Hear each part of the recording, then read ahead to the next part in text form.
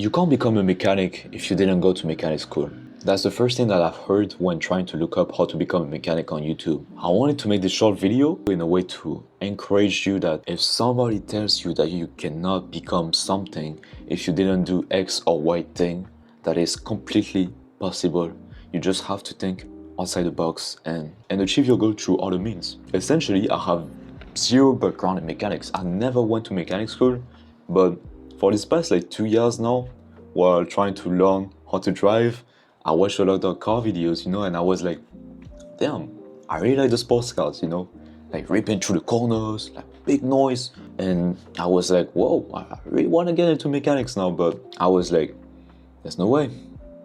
Because the only thing I did was apprentice school. I was a salesman in multimedia, like, electronics, which has nothing to do with cars. But I ever so happened to not be a stranger in terms of content. I've been doing videos since I was 15 years old, editing, posting on YouTube, shooting content, recording, and I was like, you know what? Let me try to pitch this skill of mine to a garage. Because you've seen the videos on YouTube like Matt Armstrong rebuilding Bugattis, Rich rebuilds, Tavares, and I actually got through. I got through a garage, and I've been working there for like five weeks now. And this is just my message to you that if you actually want to become like a mechanic, just if you have a dream in general, but you don't think that you're suited for it, like try anyway.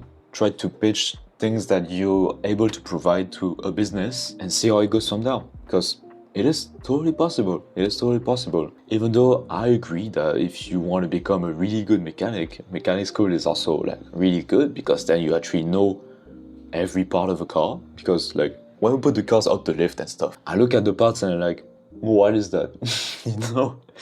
There's so many parts to a car and there's barely anything that I know, but that's also the fun of it.